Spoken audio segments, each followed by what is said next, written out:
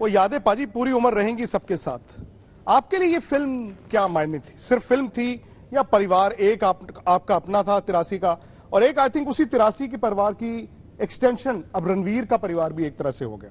ये सब भी तो परिवार ही हो जाएगा। और बिल्कुल मैं ये कह सकता हूं कि शायद पिछले 10 साल में हम इतना आपस में और ज्यादा जुड़ गए हैं, बिकॉज हमारा ग्रुप है, कुछ भी होता है तो जैसे जैसे समय बीत रहा है ऐसा लगता है कि यही फैमिली है, क्योंकि आप एक दूसरे को मिलते हो, दूर हो जाते हो, फिर जब मिलते हो तो लगता है कि यार वो बचपन के दिन भुला ना देना।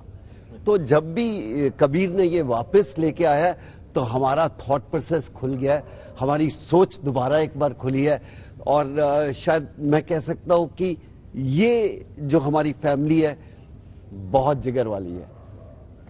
पाजी आपकी आंखों में आंसू हैं? वो ठीक है, खुशी भी है और आंसू भी है, इसमें क्या है। खुशी है, जीते थे, अब और ज्यादा रुलाए ना कबीर, बाकी सब ठीक है, क्योंकि सुना है भाई इसमें बहुत इमोशनल है। हाँ इमोशनल था, पर आई थिंक ये कैरेक्टर थे और हम बड़ी मस्ती मार रहे थे। हम ये नहीं कह रहे कि हम जीतेंगे, हम एंजॉय कर रहे थे जितना भी हो था। और half way through the tour ऐसा लगा कि मैं कैप्टन नहीं हूं।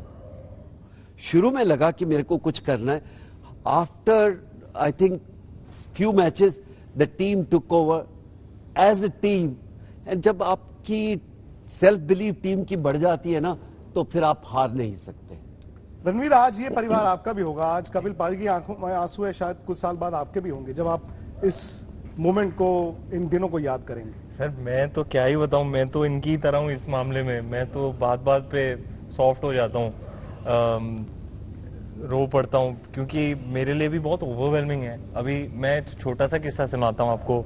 जैसे अगर हम शूटिंग कर रहे थे 175 नॉट आउट की, जो कभी रिकॉर्ड नहीं हुआ। अब कबीर सर हमें ले गए थे टनब्रिज वेल्स, उसी ग्राउंड पे, उसी पिच पर मैं 175 की शूटिंग कर रहा हूँ एज कपिल देव, और वहां पर ये खुद आए हैं। मतलब क्या ट्रिप होगा मेरे लिए कि ये क्या, मतलब अक्सर मेरी हार्डी से बात होती है कि यार ये क्या हो रहा है, ये सच में हो रहा है। हम लोग लॉर्ड्स गए थे, प्रेजेंटेशन सेरेमनी वाली सीन शूट करने। ऐसा रिहर्स किया था, सारे लड़कों ने 100 बार वीडियो देखी थी, क्योंकि वो वीडियो आइकॉनिक है, वो फ्रेम टू फ्रेम हमें रिक्रिएट करना था।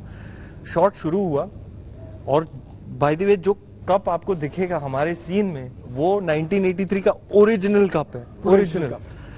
शॉट शुरू होने से पहले क्लाइव लॉयड साहब आ गए और मॉनिटर पे बैठे कबीर सर के साथ। ऐसा कुछ माहौल है। Shot sir called action, shot शुरू हुआ, मैं चल के आया, ट्रॉफी मिली, एनवलप भूल गया, एनवलप ले लिया, गए और मैंने ऐसे ट्रॉफी लिफ्ट की, गया बॉयज के पास, सर ने कट बोला। अब एक एक्टर के लिए क्या होता है, between action on cut you are just searching for a moment of truth, कि आपने किसी पॉइंट पर उस टेक के दौरान वो आप इतने प्रेजेंट थे कि आपने वो एक्चुअली लिव किया, और हम सब ने वो मोमेंट लिव किया। तो जब कट बोला गया, देयर वाज जस्ट साइलेंस। मैं रो रहा था, ये रो रहा था, ये रो रहे थे, हम सब रो रहे थे, क्योंकि हम लोग ने सब कहीं ना कहीं किसी हद तक वो महसूस किया कि वो क्या ही यूफोरिया हुआ होगा उस वक्त। आप सोचो यार, लॉर्ड्स के बालकनी पे, एक्चुअल लॉर्ड्स के बालकनी में एक्चुअल कप, और उसको परफॉर्म करना, एक तरीके से उसको रिलिव करना होगा। तो these were the sorts of overwhelming moments. मतलब कितनी बार शॉट कट होने के बाद भल्लू सर के आंख में आंसू हो जाते थे, मतलब ये होते रहता था हमारे साथ। तो it's been a surreal experience, it's been a overwhelming experience.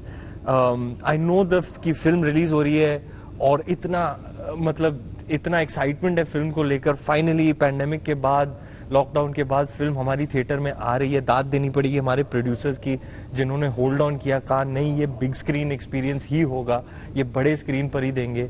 हालांकि मतलब कितनी बारी कितना स्ट्रगल किया उन्होंने, कबीर सर ने 2 साल 3 साल फाइट किया, लड़े फिल्म के लिए लड़े, और अब थिएटर में आएगी, जो कि ये बिग स्क्रीन पर ही देखी जानी चाहिए। ये पिक्चर अब आ रही है। आई नो इतना एक्साइटमेंट है, लोग रिव्यूज आप पढ़ो तो ऐसे वो ऐसे एडजेक्टिव्स तो मैंने लाइफ में नहीं सुने किसी भी पिक्चर के, चाहे मेरी तो खास करके नहीं।